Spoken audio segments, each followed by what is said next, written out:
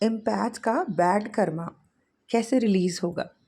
नमस्ते दोस्तों, मेरा नाम है उर्वशी जोशी और ये है मेरा चैनल 333 हाई प्रीस्टेस।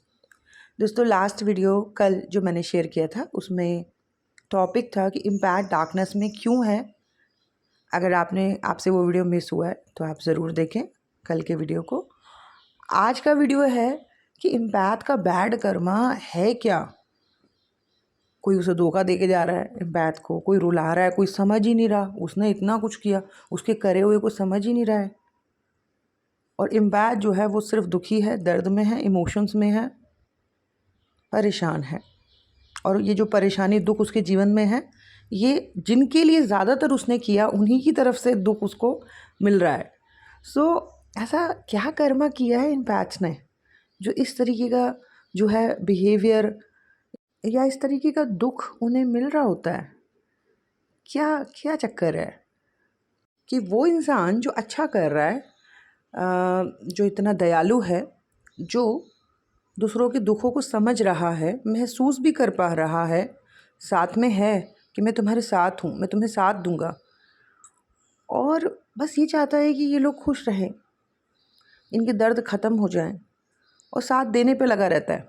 ठीक है, चाहे सामने वाले का दुख इनके ऊपर ट्रांसफ़र हो जाए, चाहे ये पीड़ा में आ जाए, चाहे बीमार हो जाए, फिर भी जो है इनका ये समाप्त नहीं होगा। साथ देने की एनर्जी, दया की एनर्जी, है ना, ये समाप्त नहीं होगी। फिर भी ये करते रहेंगे, चाहे खुद बीमार पड़े हुए हैं, ये फिर भी करते रहेंगे। आप देखना, ज़्यादातर एम्पैथ्स या तो उन्होंने एनजीओज खोल रखे होंगे या किसी एनजीओ में बिना पैसों के काम कर रहे होंगे, या तो ये हीलर्स होंगे। मतलब कुछ ना कुछ ये खुद कमज़ोर पड़े हुए होंगे, लेकिन बचपन से इनकी सबसे बड़ी इच्छा होगी कि हमें ऐसा कोई काम करना है जिससे हमें लोगों के ना दुख दूर करने हैं। यही इनका ना सबसे बड़ा सोल पर्पस है। अपने अंदर की एक बहुत ही डीप डिज़ायर है ये, कि बड़े होके कुछ ऐसे काम से जुड़ जाऊं जिससे कि समाज, सोसाइटी, लोगों का मैं किसी तरीके से भला कर पाऊं, लोगों की ज़िंदगी में खुशी आए, रोशनी आए। और बड़े लेवल पे तो ये करना चाहते ही हैं बड़े होके, लेकिन ये बचपन से भी अपने आसपास अगर किसी को देख लें, अच्छा ये दुखी है, ये जाके उसके साथ बैठ जाएंगे, उसको मोटिवेट करने लगेंगे, उसको जैसे ऐसे दिखाएंगे कि मैं तुम्हारे साथ हूँ, मतलब उसको सपोर्टेड सा फील कराएंगे। या फिर कहीं पे कोई डिप्रेस है तो ये बस लग जाएंगे सामने वाले का डिप्रेशन ख़त्म करने में। ठीक है, इनको चाहिए कि इनके आसपास जो भी दुखी लोग हैं, मतलब बचपन से वैसे इनका छोटे लेवल पे कार्य जो है वो शुरू हो चुका होता है, और ये बड़े होके अंदर ही अंदर बस उस दिन का इंतज़ार कर रहे होते हैं कि बस मैं अपने पर्पस से जुड़ जाऊं, और पर्पस यही है कि मैं कल्याण कर दूं, कई लोगों के चेहरे पर खुशी ले आऊं। और पता है, एक और चीज़ है, एम्पैथ्स जैसे इतना दयावान होता है कि जो लोग क्रिमिनल टाइप के होते हैं ना, इनको लगता है कि नहीं, ये भी अंदर से बुरे नहीं हैं, इनका बस चले तो ये उनको भी काउंसलिंग करने लगे, उनको भी जो है ऐसा चाहें कि इनको भी मैं बदल दूं।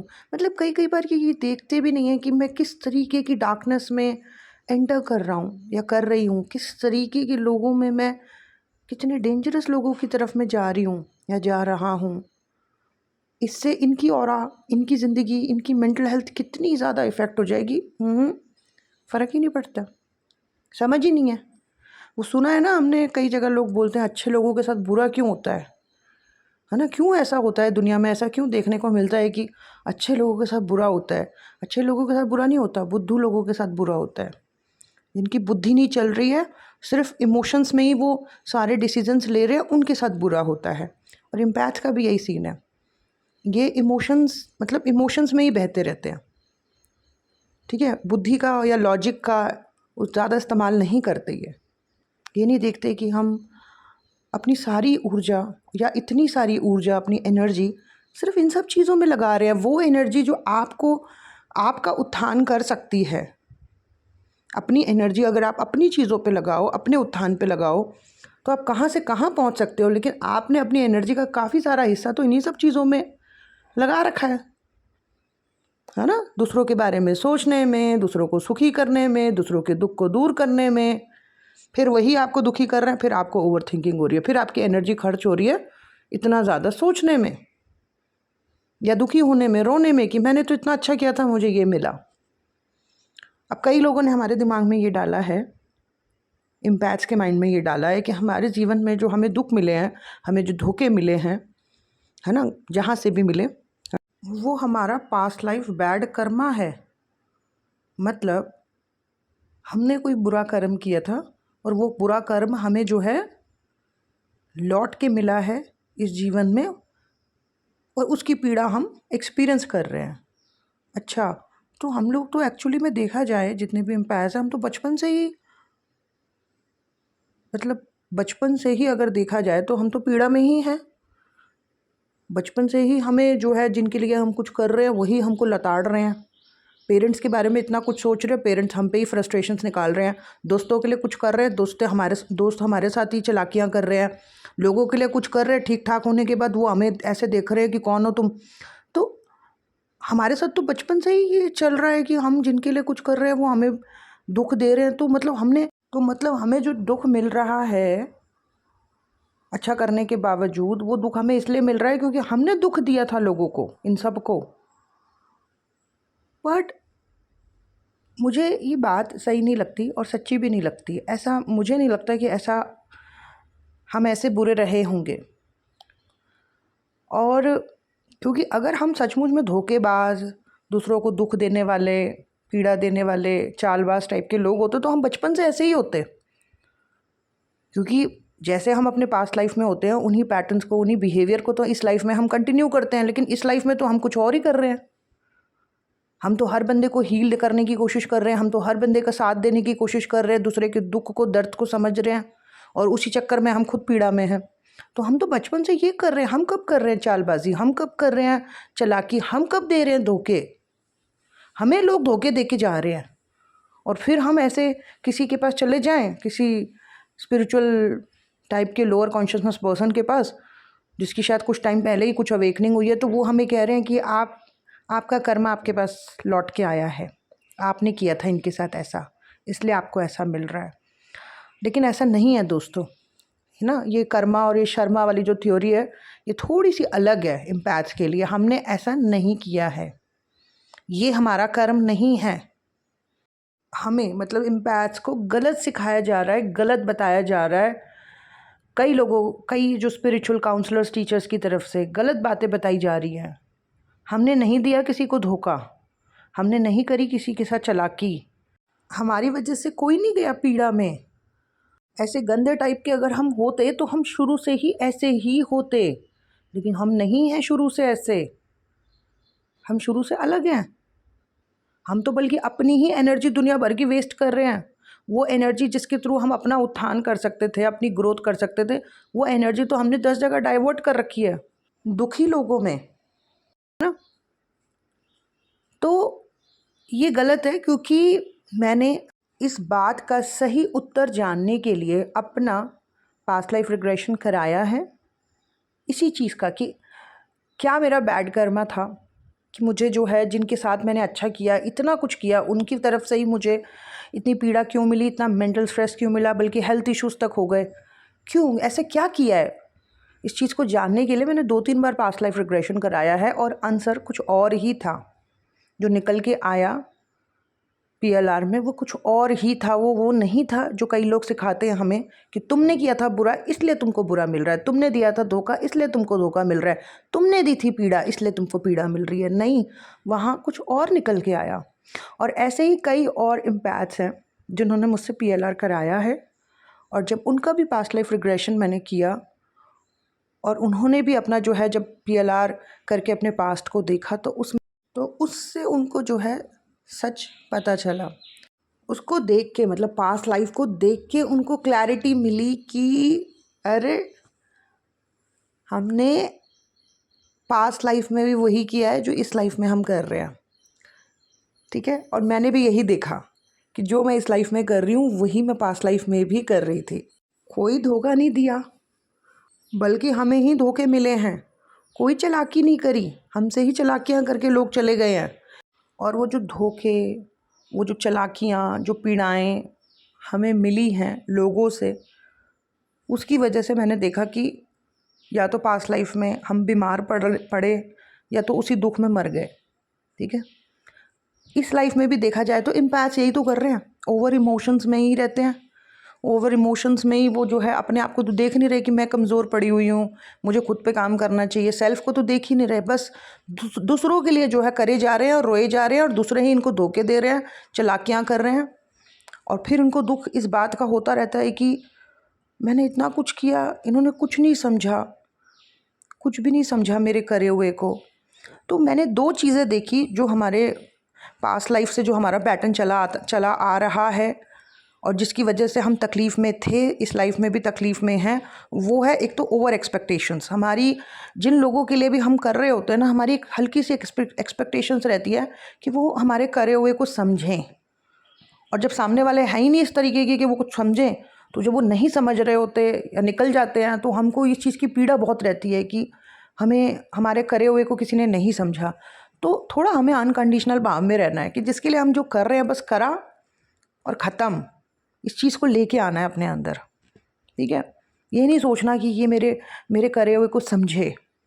ये जो फीलिंग है ना, ये भी बड़ा मार रही है इम्पैथ्स को कई जन्मों से। और दूसरा, ये जो ओवर इमोशंस हैं, इसी की वजह से मैंने देखा कि पास्ट लाइफ में कई इम्पैथ्स बीमार पड़े और बीमारी में ही चल बसे। क्योंकि जब हम PLR करते हैं तो हम एंड तक, मृत्यु तक का सफ़र भी देखते हैं ना, कि कैसे हुई मृत्यु।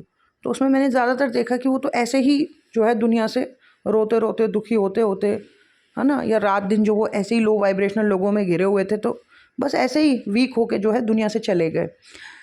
तो ये जो झूठी बात हमें सिखाई जाती है, समझाई जाती है एम्पैथ को कि आपने धोखा दिया था, आपने किसी को के साथ चालाकी करी थी, आपने किसी का दिल तोड़ा था, आपने किसी को रुलाया था, इसलिए आप बचपन से जो है आपके साथ ये सब चल रहा है। ये झूठी बात है, ये बिल्कुल झूठी बात है। असलियत ये है कि हम जैसे इस लाइफ में हैं वैसे ही हम पिछले लाइफ में भी थे। ओवर इमोशनल और एक्सपेक्टेशंस बहुत ज़्यादा, और इन्हीं चीज़ों की वजह से हमने अपनी हानि करी है, अपने आप को बीमार किया है, मेंटली स्ट्रेस किया है, अपने आप को कमज़ोर किया है। हमारा यानी कि इम्पैथ्स का जो बैड कर्मा है ना, वो ये नहीं है कि उसने किसी के साथ बुरा किया है, लोगों के साथ तो उसने अच्छा ही किया है। हमारा बैड कर्मा हमारा खुद के साथ है, हमने खुद की हानि करी है, हमने खुद का बहुत नुकसान किया है। आप देखना, ज़्यादातर इम्पैथ्स के चार्ट में आपको उनका लगन कमज़ोर दिखेगा। केतु दिखेगा। केतु का मतलब है बंदा अपने सेल्फ पे ध्यान ही नहीं दे रहा है, डिटैच है अपने सेल्फ से, केतु मिलेगा। या फिर कुछ ना कुछ उसका जो लगन है ना, वो कमज़ोर आपको मिलेगा। लगन मतलब एस्ट्रोलॉजी में फर्स्ट हाउस जो होता है वो हमारे सेल्फ को रिप्रेजेंट करता है। और चीज़ें अच्छी होंगी कुंडली में, लेकिन लगन जो है वीक होगा। व्यक्ति ने कई जगह पे ध्यान दिया, कई लोगों के लिए बहुत कुछ किया, लेकिन अपने लिए, अपने ऊपर ध्यान ही नहीं दिया। अपनी हानि करते आ रहे हैं कई जन्मों से इम्पैथ्स।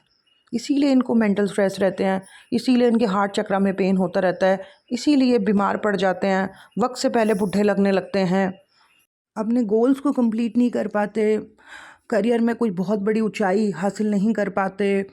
लोगों का भला करते करते इनकी उम्र निकल जाती है, और मतलब शादी की उम्र, बच्चों की उम्र, मतलब उम्र ही निकल जाती है। फिर इनको बाद में याद आता है कि अरे मतलब मेरे पास तो कुछ है ही नहीं, नौकरी नहीं अच्छी, या कोई मतलब सक्सेस ही नहीं करी। लोग आगे निकल गए, जिनका इन्होंने कल्याण किया वो आगे निकल गए हैं, वो आगे बढ़ गए, ठीक ठाक होके उनके जीवन में खुशियाँ हैं। इनके पास पार्टनर नहीं है, बच्चे नहीं हैं, करियर में सक्सेस नहीं है, पढ़ाई पूरी नहीं हुई, यही सब चलता रहता है। तो ये सब मतलब बेसिकली कर्मा ये बैड है। कर्मा किसी और के साथ नहीं है इनका बुरा कर्मा। इनका कर्मा, इन्होंने खुद की हानि करी है, इन्होंने अपने ओवर इमोशंस के चक्कर में खुद का नुकसान किया है। अब इस कर्मा को जो है इस लाइफ में ऐसे ख़त्म किया जा सकता है, ऐसे रिलीज़ किया जा सकता है कि खुद से प्रॉमिस करो इस लाइफ में कि अब मैंने आज से खुद के ऊपर ध्यान देना है, मेरा खुद के प्रति भी कर्तव्य है। अगर जैसे कोई इंसान है, उसने माँ बाप के लिए भी बहुत कुछ किया, माँ बाप जैसा चाहते थे उसने वैसे ही रहा, पार्टनर के लिए बहुत कुछ किया, बच्चों के लिए, है ना, समाज के लिए, और ख़ुद वो बीमार पड़ा हुआ है और ऐसे ही बीमार होकर दुनिया से चला गया, है ना, तो भगवान कहेंगे कि तूने सबके प्रति कर्तव्य निभाया, तेरा खुद के प्रति भी तो कर्तव्य था, ऐसा क्यों कर दिया तूने खुद का हाल। अब जा फिर से जन्म ले और इस बार अपना ध्यान रखना। तो ऐसे इम्पैथ्स का भी है ही।